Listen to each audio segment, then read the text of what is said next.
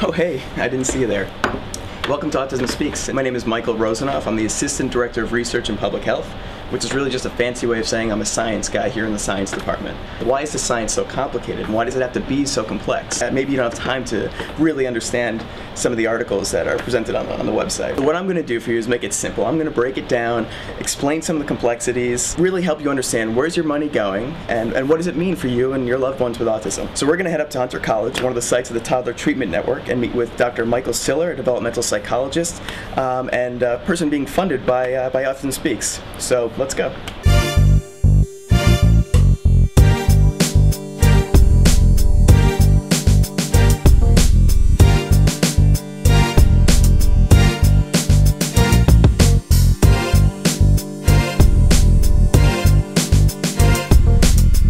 So we're here, we're at Hunter College. I'm on the 6th floor heading to Dr. Siller's office, which should be around here somewhere.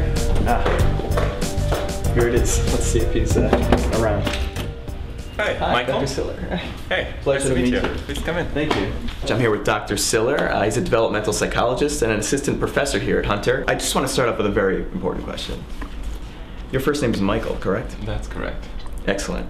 Bonus points. I'm here really to get a better understanding of what it is you do, about your study, and to make it so everybody can understand. So please tell me, what is it you do and why? I've been interested in autism for a long time, and right after I finished high school, I started working in autism, and I worked in an orphanage, and I worked with this little 6-year-old kid, and I didn't know anything about autism at the time, but I found it very curious because he was interested in things. He liked doing things. He liked playing with toys and cars and puzzles, but he never shared his interest with me, and I found that troubling. I found it troubling because it made it so hard to get to know him. Tell me about your current study. What is the title and what is the purpose? It's called Promoting Communication Skills in Toddlers at High Risk for Developing Autism Spectrum Disorders. So it specifically targets children with autism at a very young age. So these are children between 18 and 24 months who we think are at high risk for developing autism, which means that they show behaviors or difficulties that are consistent with the diagnosis of autism. So sometimes these are kids where we are sure they have autism. Sometimes they're kids where there's some concerns about it, but we're not necessarily sure. Tell me about your study, about the intervention, about the parents' involvement.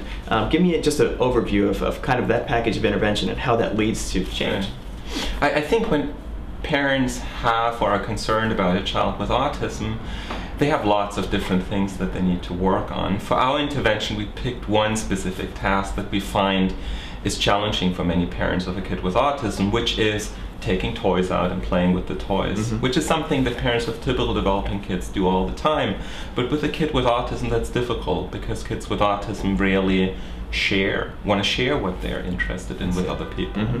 So for our intervention, we specifically try to help parents encourage communication in that situation. So for our intervention, we walk into the home with a big green suitcase full of toys. We encourage the children to take the toys out with us, and after that we videotape the mother play with the child for 10 minutes. After the 10 minutes, the interventionist takes a turn playing with the child as well, and we videotape that interaction too. So in doing this kind of switching off between mom playing and us playing, it gives us an opportunity to show mom different strategies. It gives us an opportunity to look at these videotapes and figure out what seems to be working, what doesn't seem to be working. And so after we videotape the interaction, a lot of times what we do is we sit down and we watch these interactions on a computer screen. We have a workbook where we sort of talk about different challenges every week. We do this for 12 weeks in a row.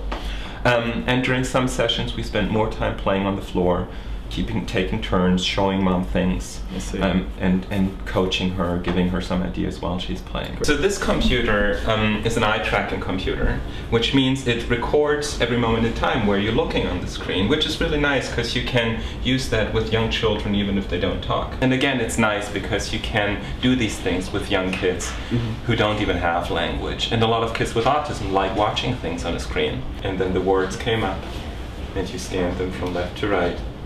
That's when you were reading.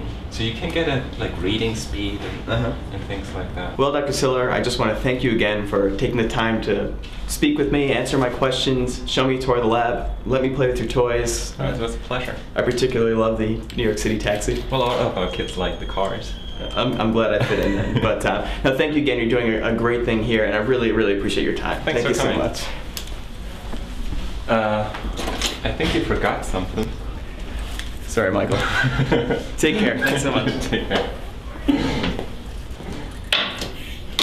We had a great time at Hunter College today, and what did we learn? Well, we learned that Dr. Siller is doing some unique research on very young children, 18 to 24 months, in early intervention, promoting communication skills and using a parent-based program. It's really cool stuff, and I hope you learned a lot. If you have concerns about your own children, please see your pediatrician. And for more information, visit autismspeaks.org.